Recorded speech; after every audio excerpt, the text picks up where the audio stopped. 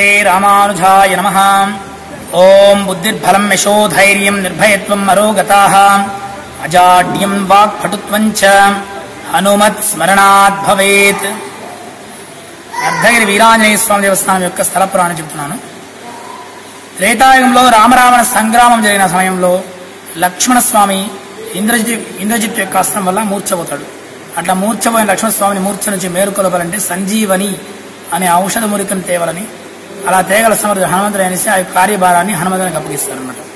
హనుమంతుడు లంక నుంచి హిమాలయాల్లో ఉండే యొక్క ద్రోణగిరి పర్వత ప్రాంతాల్లోని సంజీవిని పర్వతం కోసం హిమాలయాలకు వెళ్లి సంజీవిని పర్వతాన్ని పెక్కరించి తీసుకొచ్చే సందర్భంలో ఈ యొక్క ప్రాంతంలోకి వచ్చేసరికి భగవత్ సంకల్ప బలం వల్ల ఆ యొక్క పర్వతంలోని కొంత భాగం కొండ విరిగి ఇక్కడ పడ్డని చెప్తారు. అందుకే దీనికి అర్ధగిరి అని పేరు. అర్ధగిరి అంటే తెలుగులో అరకొండ అంటారు. అలా విరిగిపడిన కొండలో సంజీవకరణి, విషలేకరణి, సంధాన అని రకరకాలైన వనమూలికలని ఉండేవి చెప్తారు. ఇది జరిగి కొన్ని యుగాలు గడిచిపోయేసరికి యొక్క వాతావరణం యొక్క ఆటుపోట్లకు తట్టుకోలేకుండా ఆ యొక్క వనమూలికలని అలాగే భూమిలోకి నిక్షిప్తమైపోయి పాతాళ గంగతో కలిసి జలధార రూపంలో స్వయంభూ పుష్కరిణిగా ఉద్భవించింది చెప్తారు.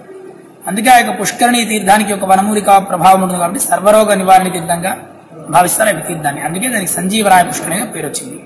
ఆ తర్వాత ఈ యొక్క క్షేత్ర మహత్యాన్ని గమనించిన మహర్షులు ఈ క్షేత్రం ఆంజనేయ స్వామి వారి యొక్క వరప్రసాదం ఇక్కడ స్వామిని ప్రతిష్ఠించారనమాట. ఇక్కడ స్వామివారు కశ్యప ప్రతిష్ఠ అని చెప్తారు. కశ్యప మహర్షి ఇక్కడ స్వామిని ప్రతిష్ఠించారనమాట.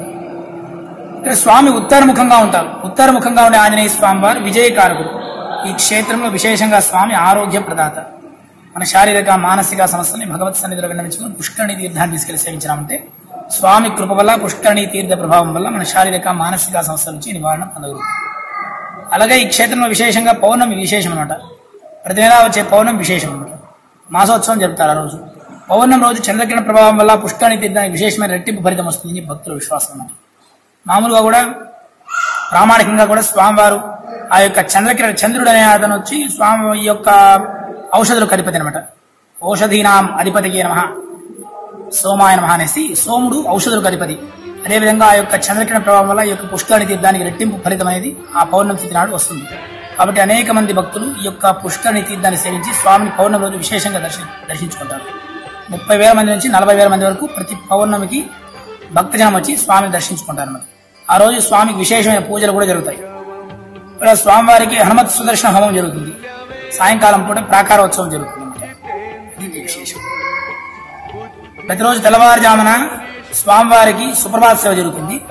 ఆ తర్వాత నిత్యాభిషేకం ఉంటుంది అన్నమాట. స్వామివారికి మధ్యాహ్నం కార్యక్రమంగా ఆకు పూజ, వడమాల సేవ జరుగుతుంది. సాయంత్రం పూట సహస్రనామార్చన ఉంటుంది అన్నమాట. ఇది సేవా కార్యక్రమాల వివరాలు. స్వామివారి ఆలయం వచ్చి భక్తుల ద్వారానే డెవలప్మెంట్ అనేది జరుగుతుంది అన్నమాట. దీనికి విశేషంగా స్వామివారి ఆలయ డెవలప్మెంట్ కోసం భక్తుల యొక్క విరాళాలతోనే డెవలప్మెంట్ అనేది జరుగుతుంది. దీనికి ప్రత్యేకంగా ఒకరి పేరు చెప్పనవసరం లేదన్నమాట. మొత్తం టోటల్ గా భగవంతుని సేవా కార్యక్రమాల్లో భక్తులు పాల్గొని దేవస్థానం డెవలప్మెంట్ కొరకు భక్తులే పాటుపడుతున్నారు. దేవాలయం లేదనమాట, భక్తులు ఇచ్చే విరాళాలతో. ఇది ఎండోమెంట్స్ అండర్లో ఉందన్నమాట. దేవాదాయ ధర్మాదాయ శాఖ ఆధ్వర్యంలో ఉంది. ఇంకా వేరే టెంపుల్స్ తో అనుబంధం లేదు. 6A టెంపుల్ అనమాట.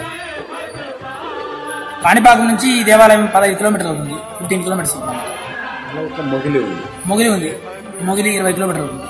ప్రతి ఒక్క భక్తులు భగవంతుని దర్శించుకొని అర్ధగిరి వీరాంజనేయ స్వామిని దర్శించుకొని స్వామివారి కృపకు పాత్రులై శారీరక అనారోగ్యాన్ని తొలగించుకొని మానసికంగా కూడా దృఢంగా ఉండాలని కోరుకుంటున్నాను. సర్వే జనా సుఖినో భవంతు, సమస్త సన్మంగళాని భవంతు. సర్వం శ్రీకృష్ణార్పణమస్తు. థర్డ్ ఆర్ ఫోర్త్ టైం నేను ఈ టెంపుల్ గురించి విన్నాను. విన్న తర్వాత టెంపుల్ గురించి, వాటర్ గురించి విని రెగ్యులర్గా తిరుపతి ఎప్పుడు వచ్చినా ఇక్కడికి రావడానికి ట్రై చేస్తాను. మేము ఫస్ట్ టైం వచ్చామండి, హైదరాబాద్ నుంచి వచ్చాము. ఈ టెంపుల్ ఆంజనేయ స్వామి సంజీవిని కోసం వెళ్తూ ఇక్కడ ఆగారు. ఇది పవిత్రమైన స్థలం అని విన్నాము, అందుకే దర్శనం చేసుకుందామని వచ్చాము. యుఎస్ నుంచి వచ్చాము.